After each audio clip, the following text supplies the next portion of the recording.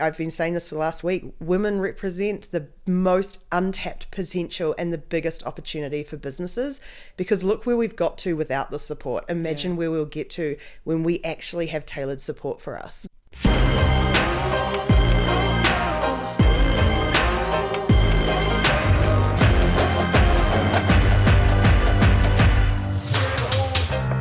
Welcome to Power Up, the podcast that uncovers the unique challenges women leaders face today.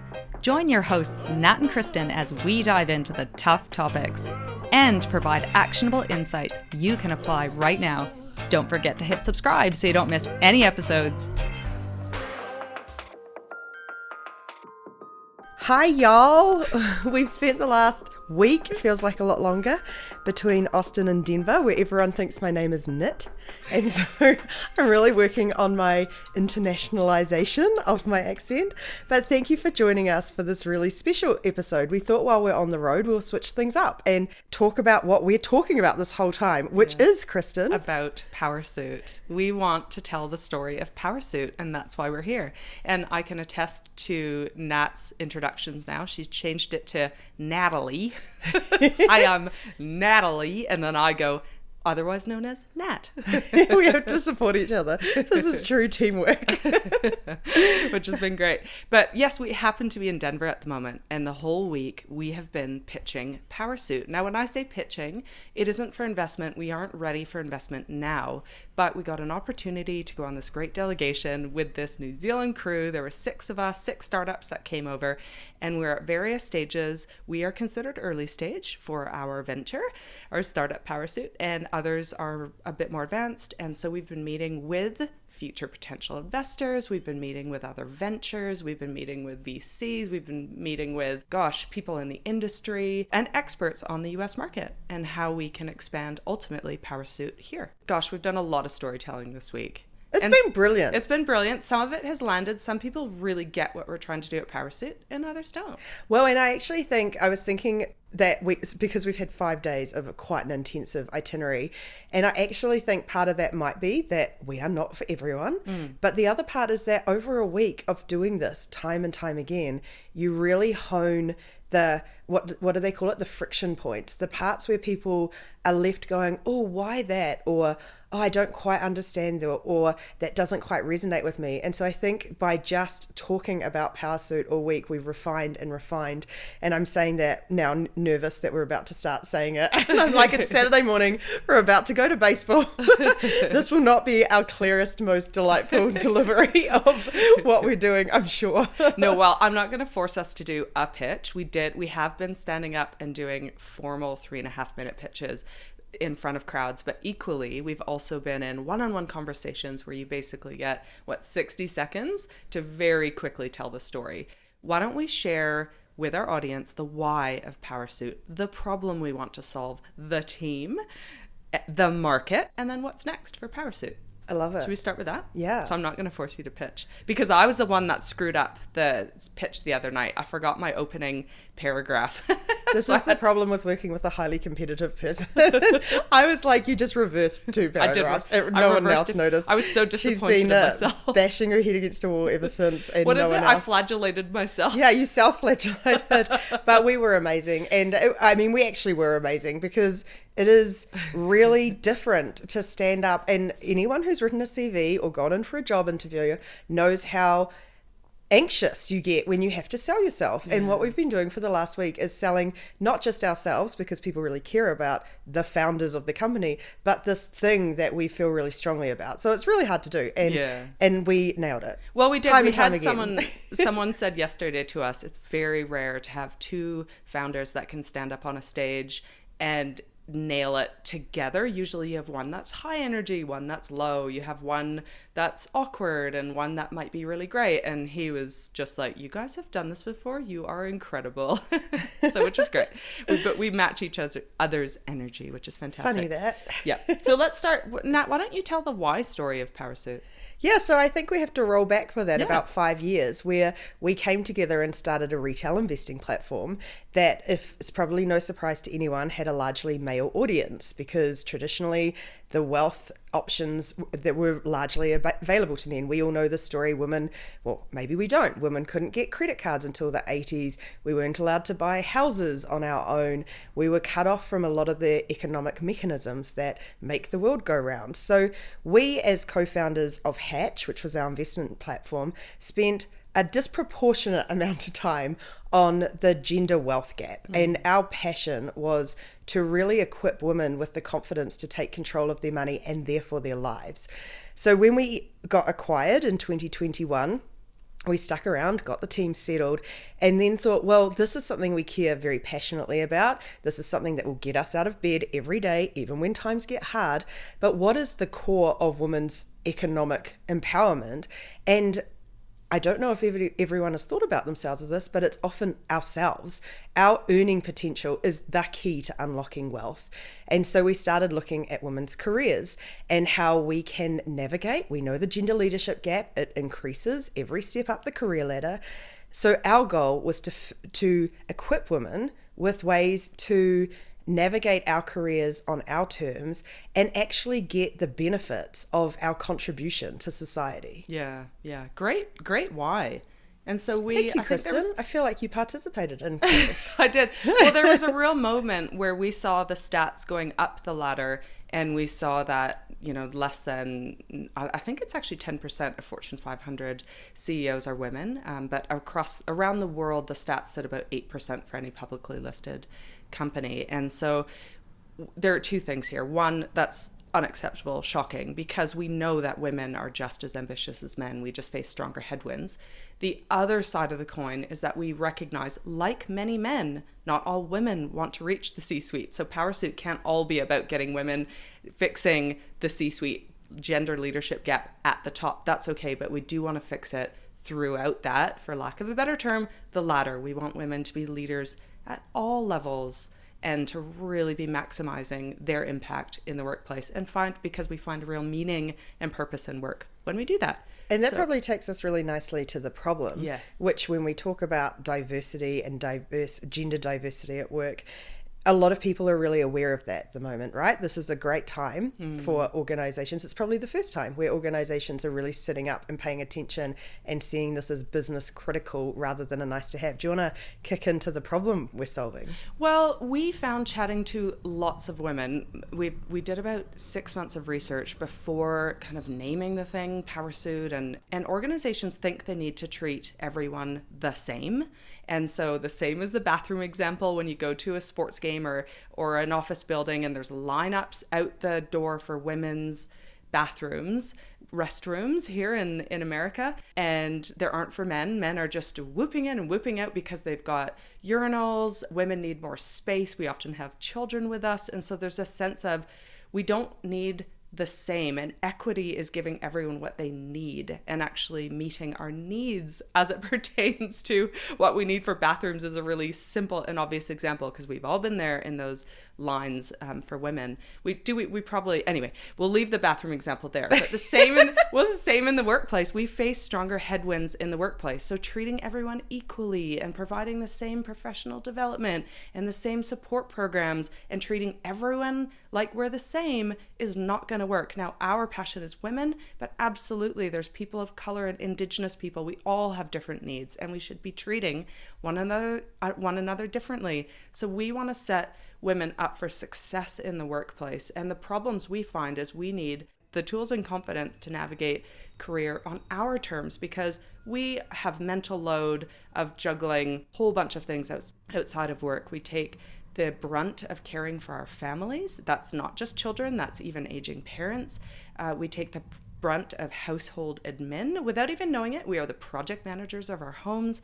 We take cleaning duties on more so than our partners.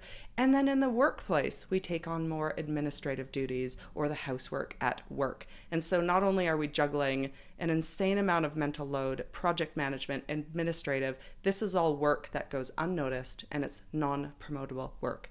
So we need to be equipped with the tools and confidence to set boundaries, to manage our time, to say no, to put our hands up for strategic opportunities, to be visible. We have very shallow networks. We need to learn how to develop those a little bit better. We need to kind of play the game on our terms, but we still have to play the game. Absolutely. And I think our experience at work is often very different. And I have been using this example all week because it was quite shocking to hear. However, shocking in its normality.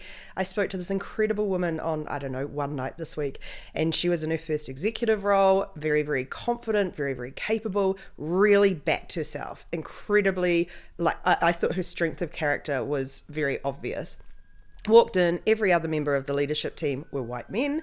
Immediately she had some... Oh, this is, there's some action happening outside. We've had a tram go past and now a siren.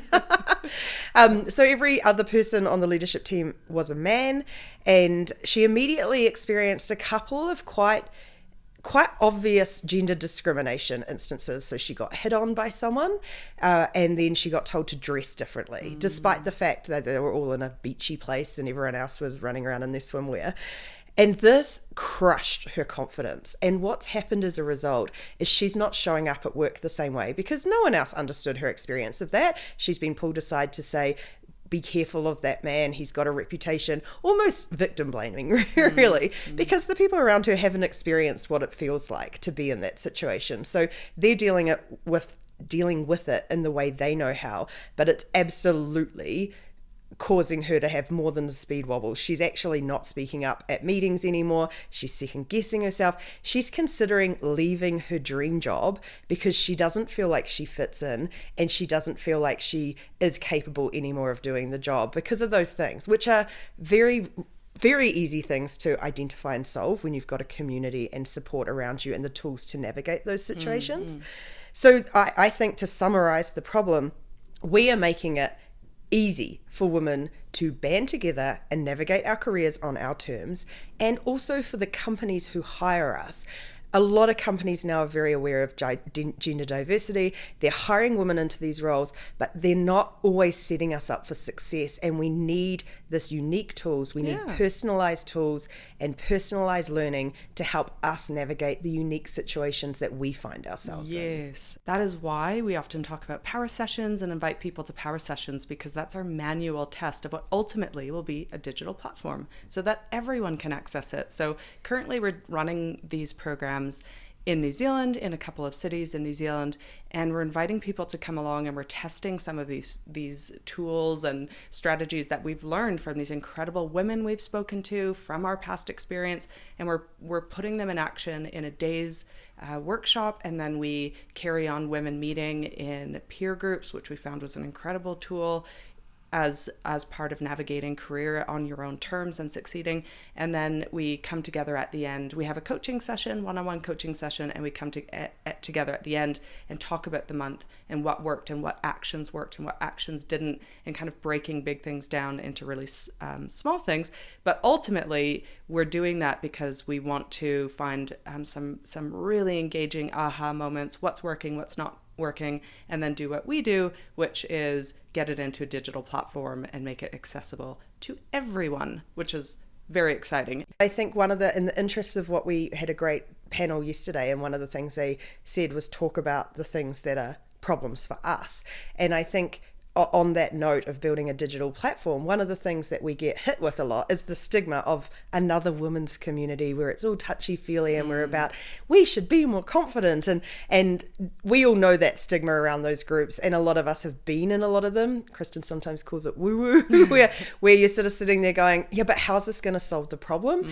And we are seriously building a platform. We want to have millions of women on this platform, and we are data-driven. So we're already collecting data now that shows tangible improvements on confidence, feedback, communication based on just these manual pilots. So our goal isn't to bring women into a room and say you should be more confident and we're hoping to fix you.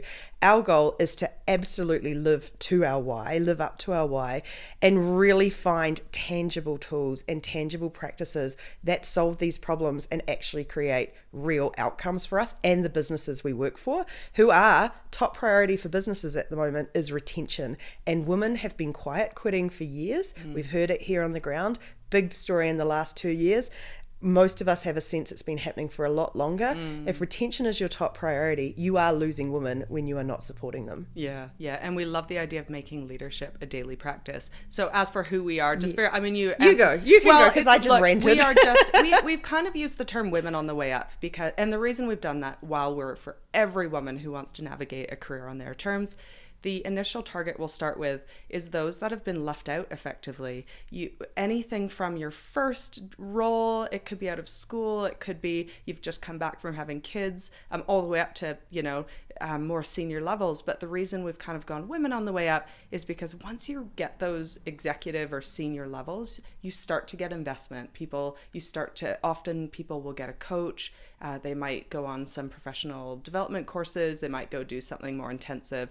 And it's those that are on the way up that don't get the support. And all of a sudden, after 3 years in a job, you might be just put into a management role and you're supposed to figure this out all by yourself. And it's not till 15 years later you go, wow, I made a lot of mistakes. So that is kind of for our who. And so that is our Powrsuitors. Anyone who really identifies with what we're doing and wants to be a part of this journey. We love y'all. Well, and I was going to say the team at the moment. The team. It's Kristen and I. Yes. We do all of this ourselves. And I would say with a few incredible allies around us, we have an amazing advisor, Jenny, who just messaged me this morning saying, I have featured in so many Power Up episodes. I'm starting to get ego. Our partners, Kyle and Kyla, the Kais, who pick us up and drive us at crack of dawn and middle of the night and have to put up with us leaving the country, or Kyla's just about to turn up here. She's been sort of support crew on the ground for us.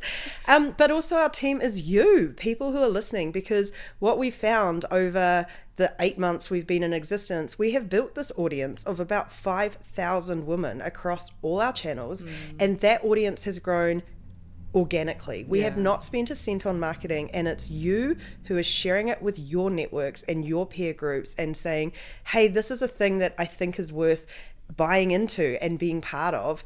And when it comes to Power Sessions, our manual pilot, we are getting referrals from past participants. So that is very much our business model. We believe is going to be very much derived from how does our community rally around and grow this thing so that women take up far more space, and we normalize some of our ways of leading and some of our ways of working and make them more visible, so we're pulling each other up. Which leads so nicely to the market, because we've started in New Zealand because it's where we live, and we've spoken to largely women in New Zealand and Australia. But the great thing about this trip is we've been able to speak to US women and that women that live in the US. And the great news is the problems are the same. We are not alone in all of these things that we experience, and our dreams and our desires to find meaning and purpose in work, and want to navigate that successfully and look back and say, I did it on my terms. So currently, yes, our audience is largely in New Zealand,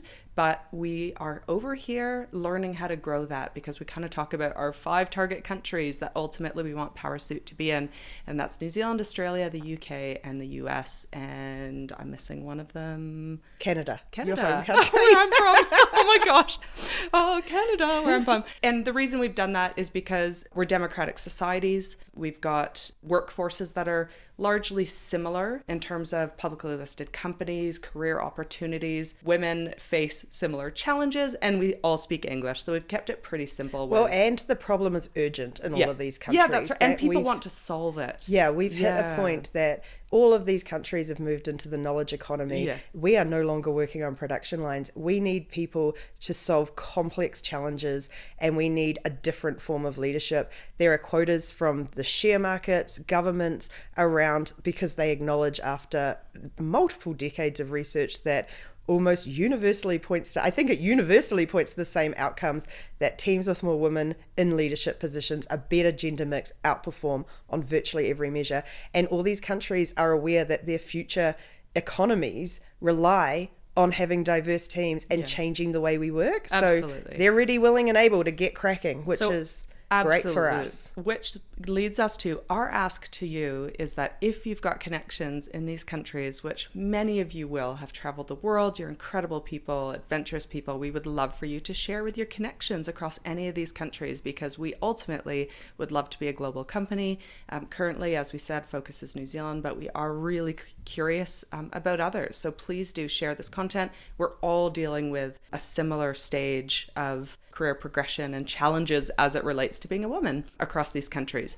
Let's chat about what's next. We're going to head home in a couple of weeks. Well, you're heading home a bit earlier and then going for a long walk. Oh my gosh, I'm doing a 3-day hike the day after I get home. We've been walking a lot here. You've been practicing.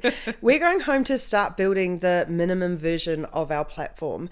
And I think it's really important to note here that our success relies on that being incredibly engaging. So if you're imagining yet another must do, check the compliance. I know like things like LinkedIn courses get sometimes a bit of a bad rap. Yes. Really sort of, you get told to do it, you sort of grunt and kind of put aside some time at the last minute and then get reminded 5 times. That's not what we're building. We hope to transform how professional development is delivered, which means it has to be fun and engaging and bite-sized and give you tangible reward really quickly. So that is what our challenge is when we get home, is to start to put pen to paper, I don't know, mouse to design tools, and start to draw up what might be the first version of what we build that adds value, that we can charge for, that we can ask people to pay. We also want to transform how professional development is paid for. Do you want to talk a bit about that? Currently, there's like these one and done conferences or really expensive options, and that cost thousands of dollars. And so for us, again, you either don't have access to this, or you don't know you have access to professional development budget. So a great action this week would be go and find out what your professional development budget is. You should have one. And then we don't want people to blow it on like one conference where you might come away with a little bit of inspiration. You might have heard an interesting story, but you go away and do nothing. For us, we'd love that to be, I don't know, anywhere between, let's just say $50 to $100 a month that your company will pay for, comes out of that professional development budget, and provide leadership on a daily basis and connect you with incredible women, incredible networks, but also incredible learning. We want this to be so accessible that people who are us 10, 20 years ago don't have to make those same mistakes, don't have to have those confidence knocks, and don't have to question themselves, and sometimes not put our hands up or make the easy choice or the safe choice along the way. And I think I've been saying this for the last week, women represent the most untapped potential and the biggest opportunity for businesses, because look where we've got to without the support. Imagine where we'll get to when we actually have tailored support for us. Yes, and some of that support will support things like what we've learned are some of the challenges that women face in the workplace are things like networks, workplace relationships and conflict, communication and feedback, people leadership, you know, when you're put into that role, and then time management. That's not just like getting your calendar right. It's literally figuring out what is the right thing to work on and what do we say no to and how do we protect our time for those things. So those are some of the areas we'll look at in our solutions. Follow, subscribe, whatever it is to the podcast, because this audience, just for anyone who has never built a business before, this audience is what gets investors to sit up and pay attention when they go, you've got traction, people care about this problem, they're ready to solve it. So you just clicking subscribe or follow has a meaningful impact on our success. So please do it. It would be amazing for us to keep our incredible growth so far rocketing up. That would just, we're going to send out some updates to interested investors in the next quarter. If we can show them a measurable change in our community numbers, that's all good for us and you. Thanks so much, everyone. We'll catch you next time. Bye. Bye. Y'all.